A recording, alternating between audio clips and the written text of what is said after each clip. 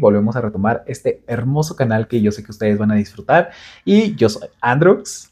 Yo soy Brian y no recuerdo por qué nos peleamos, honestamente. ¿Resolvimos ya nuestros problemas? Yo les voy a contar por qué nos peleamos. No Lo que recuerdo. pasa es que, bueno, ya en confianza, ¿no? Pues si hay problema ahorita, pues queda Es que avisado que ya no va a haber segundo capítulo. soy Doris, no recuerdo, no recuerdo. Lo que pasa, amigos, es que, bueno, Brian y yo nos llevamos conociendo desde hace mucho tiempo. Él, pues anteriormente tenía una parejita que pues era un poquito tóxica, literalmente. Sí, Y creo que pues ya sé. y esa pareja, pues, era un cáncer para él, una tumoración maligna que estaba Un absorbiendo cáncer. su vitalidad completamente. Entonces, pues, nos peleamos más que nada por eso. Le absorbía su energía, pues ya estaba muy amargadito y luego, pues, llegamos a tener conflictos y pues con el tiempo ustedes verán que yo no me dejo de nada de nadie. Yo soy muy explosivo, él es como un poquito más tranquilo y pues por eso fue el problemita. Pero bueno, Y, ya no vamos a sacar más cosas porque... y esas son las palabras de amor. Imagínense cuando no me ama, nomás para que vean. Exactamente. Pero Pero bueno, sí, cierto. ese fue el principal motivo por el cual nos peleamos, pero ya ahora sí volvemos con todo. Venimos con Toki Kawasaki, la neta, a hacerlos reír, a echar desmadrito juntos, a contarles anécdotas, a hacer de todo tipo de temas que a ustedes les va a gustar ahí en casita. Y bueno, el día de hoy hablaremos de algo muy importante que últimamente la mayoría de los mexicanos tenemos, pero que normalizamos mucho, que es la ansiedad. Y ahí entra la musiquita de terror. De ansiedad. De Exactamente. la del tiburón, lo de... Fíjate que la ansiedad, como dijera nuestra querida Paulita Suárez de las Pedidas, que es un tema muy importante. Ajá. No, fíjate que la ansiedad yo creo que es uno de los temas que en salud mental que realmente subestimamos mucho, ¿no? Porque Claro. muchos lo normalizamos o decimos, ay, estoy súper estresado y ya estás súper sudando con taquicardia, que ya tienes tus ataques de pánico y lo normalizamos a tal grado de que se nos hace súper sencillo ya tener ese tipo de signos y síntomas, lo cual no está chido. Y es muy normal, o sea, ¿sabes qué? Ahorita que Andrew estaba contando sobre la ansiedad, hay algo que nos sucede mucho que ya justo lo normalizamos a un grado que ya dices, pues otro día en la chamba, ¿no? O sea, otro día en tu día normal con tu familia, otro día con esta pareja que me hace sentir que algo que no está bien, ¿no? O sea, que te hace sentir que no está bien en el sentido de que te sientes mal, o sea, te sientes agobiado, te sientes cansado, te sientes saturado de muchas cosas y lo normalizas, o sea, en el sentido de que ya te despersonalizas, ¿no? O sea, en el sentido de decir como que ya no me duele, ¿no? Como cuando dices, ay, después de tanto que como un niño que te está toque, toque, toque, toque, toque, toque, ¿no? Y lo intentas ignorar, o sea, te sigue tocando, lo sigues sintiendo en tu pierna o en tu piel, pero hay un momento en el que sigues haciendo tus cosas, ¿no? Por no prestarle atención a eso. Y yo creo que actualmente la mayoría de los trabajos fomentan este tipo de acciones que nos hacen totalmente desbordar nuestras emociones, ¿no? Por eso tenemos ansiedad. Sí, total. Más que nada por los sistemas que llegan a manejar las empresas o las instituciones en donde ustedes trabajen. Por ejemplo, yo ahorita ando muy desempleado, apenas una semana se cumplió, happy aniversario de una semana que ando desempleado, pero fue por varios motivos, pero este trabajo ya me daba mucha ansiedad. Con ansiedad me refiero a que literalmente dormía y soñaba que estaba trabajando, que estaba atendiendo pacientes, que estaba haciendo todo lo administrativo. De hecho, me despertaba en la madrugada y me levantaba con ataques de pánico. Muy mamón sonará, la neta, pero me levantaba con ataques de pánico y súper sudando decía, oye, ¿qué onda? Relájate, tranquilo, con taquicardias. Y al otro día, mi vida rutinaria como siempre, ya no sentía ningún disfrute por estar haciendo lo que hacía en el trabajo y se volvió a repetir y se volvió a repetir y lo normalicé tanto que ya trabajaba más de 12 horas al día y decía, güey, es su trabajo, ¿no? Yo creo que todos los mexicanos normalizamos también la explotación laboral y decimos, ay, pues 12 días, ¿no? 12 días, 12 horas trabajando, tengo otras horas más para seguir trabajando y Que yo me chambeando. acuerdo que cuando revisamos en la escuela, en esos ayeres que revisamos de la escuela, los temas del capitalismo, y sacaban a Marx, o sea, Marx le llamaba como a esta despersonalización, enajenación. Hay una enajenación del trabajo. O sea, hay un momento en el que es tan incómodo, es tan doloroso, es tan feo lo que estás viviendo, o sea, en el sentido de que no estás a gusto, pero lo necesitas, que tienes que como poner otra cara, ¿no? O sea, como sonreírle a los clientes, estar bien con ellos, y eso al final duele porque pues eres tú el que tiene que estar haciendo lo que dices, no quiero estarlo haciendo, y te obligas a cierto nivel que puede desembocar a un proceso que justamente es muy ansioso. O sea, de ya no sentirme cómodo con esta parte o ya no sentirme cómodo con esta otra parte. ¿Sabes qué? Yo veía, una vez fui y Andrew me dirá si no es cierto, pero un día fuimos al hospital Y en el hospital era como el área de urgencias y hay un como círculo donde están todas las enfermeras, ¿no? Y están todas las camillas alrededor. No sé cómo se llama. Que Central de Andrés nos podrá decir. enfermería. Esa madre. Y entonces todos los pacientes así gritando, o sea, de que a alguno le estaban haciendo algo, de que no podía hacer del pipí, le tenían que meter algo ahí y un Una tubito, sonda. no sé cómo se llaman esas cosas, pero bueno, el chiste es que estaba gritando y así, y las enfermeras echando coto entre ellas, y ¿sabes qué? Vi una cosa bien curiosa, que tenían todas mochilas con cosas súper kawaiis, pero todas, o sea, que tenían ositos así de con corazoncitos y sus gafetes tenían un montón de cosas así. Yo decía, cómo en un ambiente que es estresante, donde hay mucho dolor para los pacientes, de alguna manera tienes que recordarte a ti mismo que darte equilibrio. Y yo siento que parte de esa personalidad como de tener esos peluchotes o tener esas cosas te permite tener contacto con el otro lado de la moneda, ¿no? Porque si fuera todo tan pulcro y tan limpio y tan... es difícil, ¿no? O sea, conectar emocionalmente, no sé, fue mi perspectiva cuando lo vi. Por ejemplo, yo que soy del área de la salud, que literalmente soy enfermero, yo creo que son estímulos que tenemos, ¿no? Para combatir la ansiedad. Por ejemplo, enfermería combate mucho la ansiedad de los hospitales porque son hospitales llenos de Sí, trabajo, de tanta explotación laboral, tantos sentimientos negativos, abrumadores, que nosotros podemos llegar a compensar esa ansiedad con comer demasiado. Por ejemplo, mucho del personal de salud que está en las instituciones desde primero o segundo nivel suelen tener sobrepeso u obesidad, porque pues no tenemos cómo controlar esa ansiedad y lo único que podemos tragas hacer un es chingo. comer, beber, principalmente comidas fritas que nos pueden llegar a tener un poquito más de saciedad y un poquito más de control, ¿no? Como todo lo frito lleno de grasa, pues químicamente sí llega a normalizar como que ese tipo de sentimientos, pero también pueden detonar ciertas cuestiones como por ejemplo hacer compras de objetos que tú dices de este tipo como que de peluches o tener como muchas cosas de colores, porque bueno, no desconozco mucho del tema, pero yo siento que pueden llegar a tranquilizar Y es mucho ese normal, aspecto, ¿no? sí, es normal, por ejemplo, en la película de Toy Story, cuando agarran al Otso, en la de donde está el Otso, el que huele a frutitas, y lo pega el camión de la basura hasta enfrente.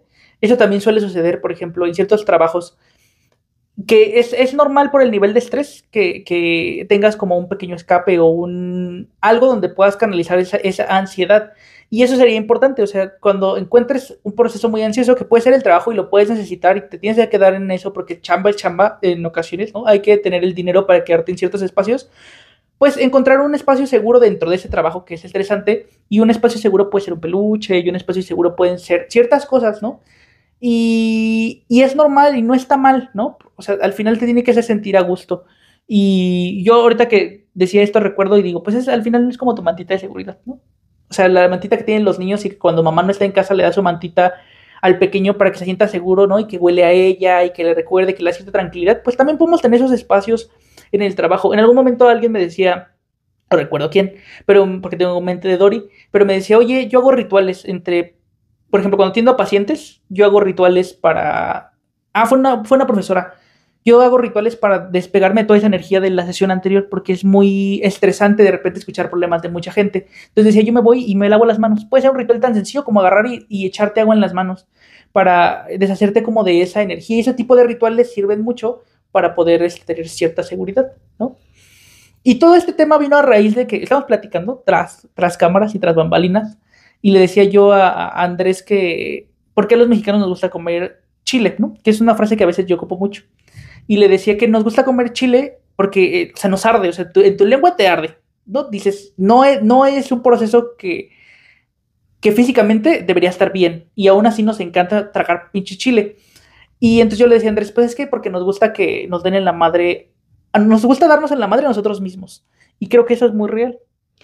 Claro, y también yo creo que la ansiedad puede llegar a desbordar ciertas cuestiones.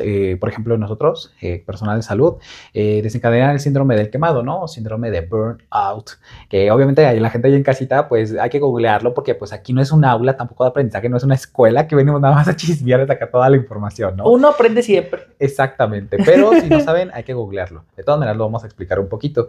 Yo creo que el síndrome de quemado principalmente ya se da en el personal cuando esa ansiedad ya no controlada se convierte tan rutinariamente que la normalizas tanto que ya empiezas a tener sintomatología ya un poco más física, más emocional, ¿no? Por ejemplo, la mayoría de las enfermeras que están en el IMSS, yo creo que ya andan súper quemadas, súper estresadas, que ya por eso atienden de mala gana, ya se les hace cotidiano no atender con una sonrisa, estar de malas, provocarse hasta autolesiones a ellas mismas o poder llegar a ocasionar algunas situaciones conforme a los pacientes, ¿no? Y yo creo que esa ansiedad que ya no es tratada, sí puede llegar a desencadenar muchas cosas negativas a muy largo plazo.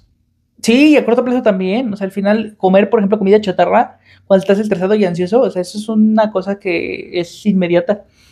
Y sucede cuando estás en un proceso de estrés, ¿no? O sea, o al final del día cuando estás en un proceso ansioso. Yo ahorita estaba pensando y digo, es que esa ansiedad, justo a veces no la miramos o no nos cae el 20 de que estamos en una relación ansiosa, por ejemplo, yéndonos ahora al ramo de las relaciones, pero yo sí he tenido relaciones en las que te sientes ansioso de que, por ejemplo, no estás haciendo nada malo, pero estás en el celular y de repente sientes que la otra persona te está vigilando o que se enoja porque sonríes enfrente del teléfono.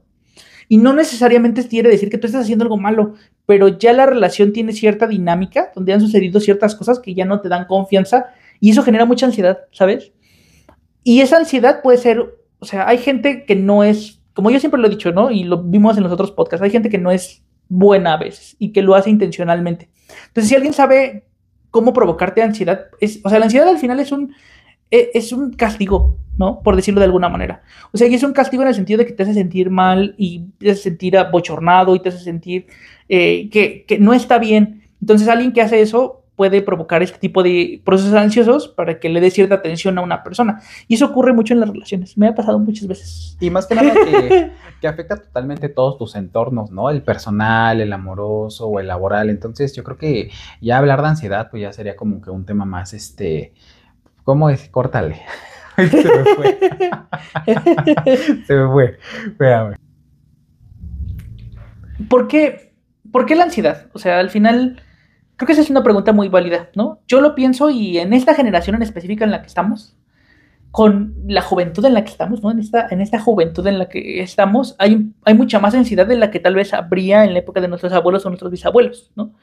O sea, si ustedes piensan en cómo vivían sus abuelos o cómo vivían sus bisabuelos y cuál es la preocupación de antes, nosotros tenemos no solo muchas de las preocupaciones de antes, sino las preocupaciones de la nueva tecnología y de la nueva era, ¿no? Del miedo al FOMO, por ejemplo, que es este miedo como a perderte algo, de tu grupo de amigos, por ejemplo, o de las redes sociales, o de no scrollear en la parte del TikTok, ¿no?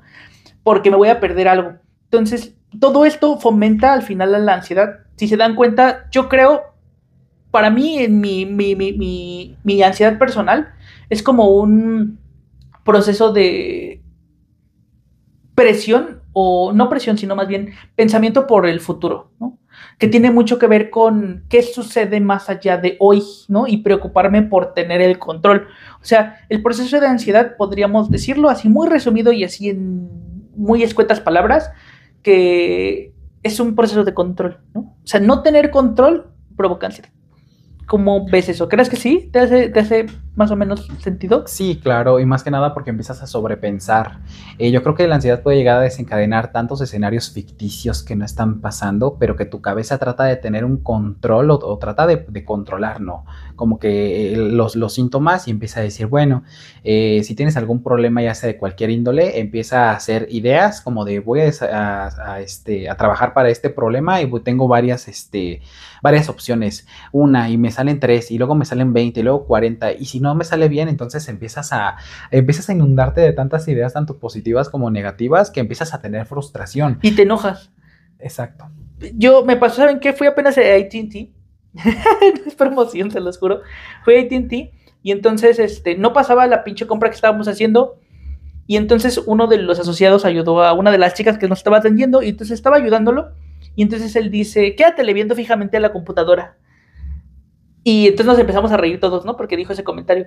Y dice, no, pero en serio, o sea, a mí sí me funciona. Entonces, la ansiedad también va de que estos rituales que les digo que a veces es una mantita y que puede darte seguridad, también puede jugar en tu contra, porque una vez te funciona y dices, y empiezas a crearte un cierto ritual, ¿no? De decir, cuando me veo fijamente en la pantalla para que cargue el video que estoy viendo en el internet o lo que sea, va a funcionar. Y cuando no funciona, me enojo.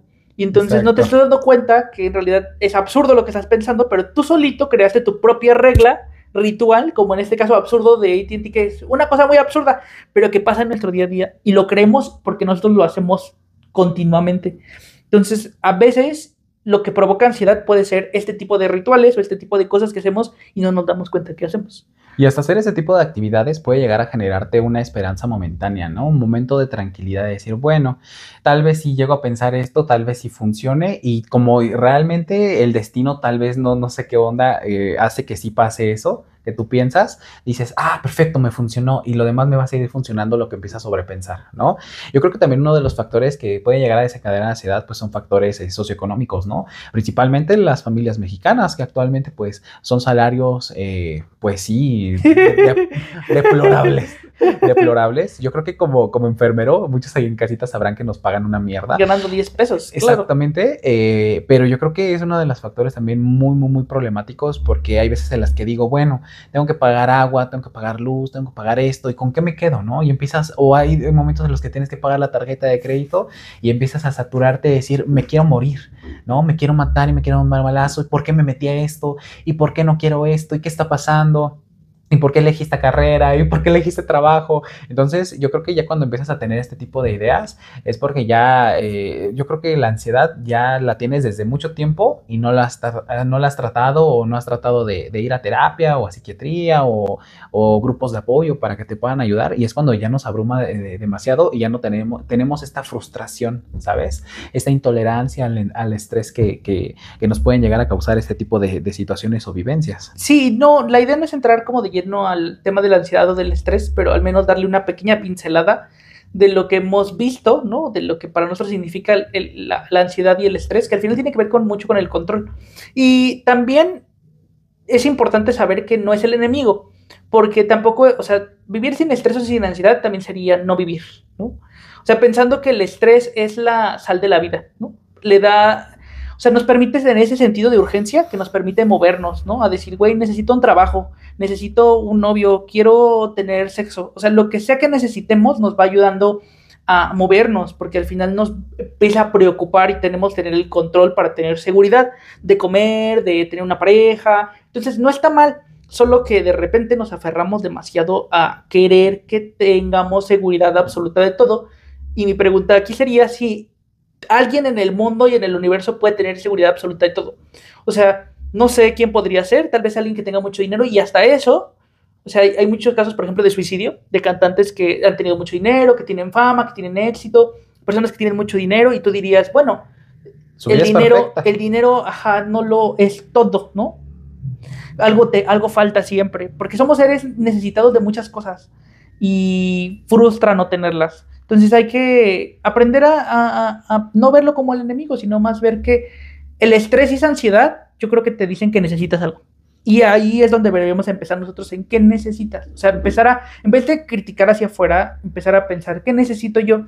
Y tal vez con esa necesidad y entendiéndola pueda pedirla mucho más claro, ¿no? Exactamente. Y yo creo que también, como muchos de ustedes ahí en casa, a veces tenemos muchos problemas de esta índole y pues tratamos de hacerlo lo más, menos pesado, ¿saben? Pues con lo que sabes.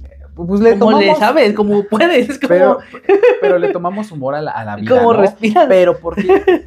Y aquí nos preguntamos el por qué vemos la ansiedad o los problemas que vamos a tener con humor, porque literalmente el humor es como, ¿cómo vamos a decirlo? Como un medicamento que nos ayuda a procesar ese dolor, para que no nos pegue me gustó tan fuerte, mucho. Esto, a ver, otra vez, lo vas a repetir para que nos entre el humor.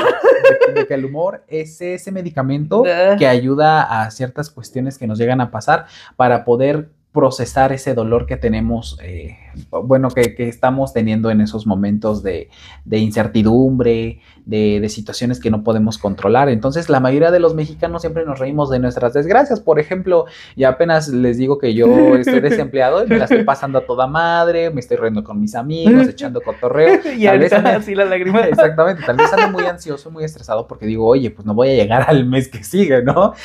Con dinero, toda la onda, pero bueno, pues me lo tomo así y digo, para al menos relajarme, estar estresado y pues darme un pinche placebo para decir, bueno, pues sí, tal vez no es una mala vida, sino un mal día el que me está pasando, pero lo tomo con humor y se me llega a pasar un momento. Entonces doy como ese placebo y digo, bueno, voy a tolerar el dolor con risa y Es que yo risa. siento que es más que el humor, yo creo que es más que un placebo. ¿Tú crees? Sí, porque no es como tomarte una aspirina, ¿no? O tomarte así como nos sentimos y decimos, vamos a tomarnos un ibuprofeno o un paracetamol. No está bien, ¿no? Y no deberíamos nunca automedicarnos. Pero en ese sentido, yo creo que el humor es más que eso. O sea, yo creo que el humor no solo nos permite, sí, apaciguar el dolor o de alguna... Es que yo no sé si apaciguarlo, yo más bien que nos permite procesarlo.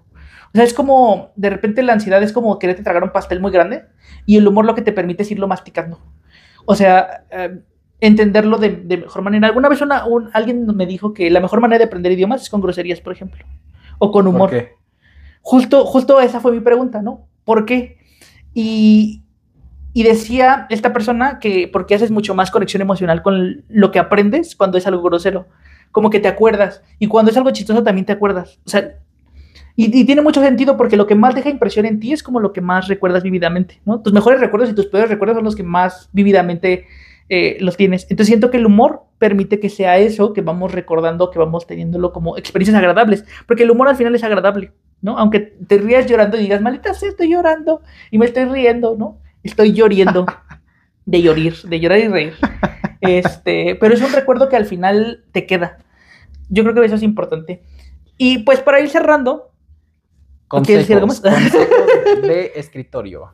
Pues yo digo que sentirse mal en algunas ocasiones pues no te debería de hacer sentir débil. Yo creo que tener este tipo de sentimientos son de lo más normal del mundo, ¿no? Porque pues sí debemos de tener estrés, debemos de tener emociones pues negativas porque pues somos seres humanos, pero yo creo que ya cuando algo es crónico, que ya empieza a ser más subsecuente, ya empieza a ser todos los días, o empiezas a tener ciertas cuestiones que tengas taquicardias, que empieces a sudar así de la nada, que te haga falta la respiración, o que tengas alguna cuestión ya como más emocional que no puedas controlarte, yo creo que ya tendrías que ver a algún especialista. Más que nada no es porque tú no puedas, ¿no? Porque también hay que tener en cuenta que pedir ayuda es lo más normal del mundo, sea amigos, pero lo familia. más difícil.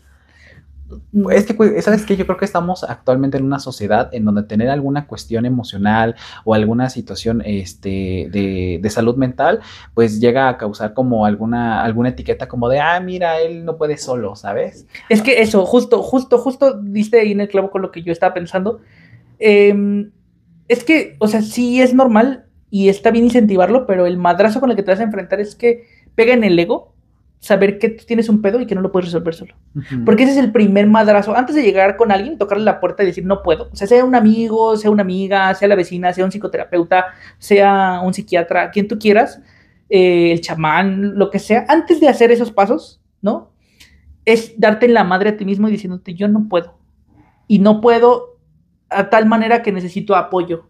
Y procesar eso es un trago que es una medicina muy amarga. Y claro, a veces lo hacemos más fácil yendo con el amigo, ¿no? Y diciéndole, ay, tú conoces un brujo, tú conoces esto, tú. Y eso, ese contacto y ese hacerlo juntos me ayuda a envalentonarme y hacerlo. Entonces, no está mal. O sea, la idea es que sepas que si te cuesta mucho trabajo, lo hagas. Es mejor hacerlo. Es como lo que yo decía, ¿no? Hay gente que es como, no sé si tú tienes esta idea, que creo que sí, y yo no la comparto, pero te lo digo y me dices, sí, sí. Tú eres muy de la idea de que, por ejemplo, si vas a romper con alguien, se tiene que decir de frente. Sí, ¿no? claro. Y lo tienes que hacer porque así se hace. Yo soy de la idea porque yo soy más collón, yo le huyo más a las relaciones sociales, yo soy más de, vamos a hacerlo por mensaje. Y alguien podría decir, es que no, o sea, güey, eso es muy cobarde. Y quizás sí, pero yo prefiero hacerlo a no hacerlo con todo lo que implicaría no hacerlo, ¿sabes? Y dejar o gostear a alguien o, ¿sabes? Entonces prefiero hacerlo de la manera en la que yo me sienta más seguro. El proceso de terapia podría ser muy similar. O sea, si te cuesta mucho trabajo agarrar y ir con un terapeuta, y si sabes que con un amigo es más fácil, decirle, ay, vamos a terapia juntos, ¿no? De la manera en la que lo hagas es mejor que lo hagas, aunque no sea la manera que la sociedad, porque ¿quién dice que es lo correcto, ¿no? O sea, ¿quién dice que tengo que terminar a alguien de frente? Eso es, para mí, algo que es una imposición social. Y está bien, no pasa nada, es una imposición social, pero yo no encajo con eso, entonces mejor lo hago de otra manera, aunque no sea lo comunicativamente perfecto, ¿no?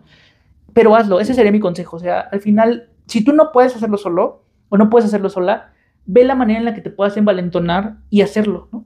Y a veces es un amigo, y a veces es la familia, y a veces es que te lo digan 50 veces hasta que te caiga el 20, y cuando te caiga el 20, Exacto. lo logras. Ese sería con lo que yo diría. Y yo creo que antes de culminar con esto, creo que lo que más puede llegar a afectar a una persona es el hecho de reconocer que tienes un problema, ¿sabes? Porque hay veces en las que no queremos aceptar que tenemos problemas simplemente por el hecho de decir, es que soy... Ay. Ay,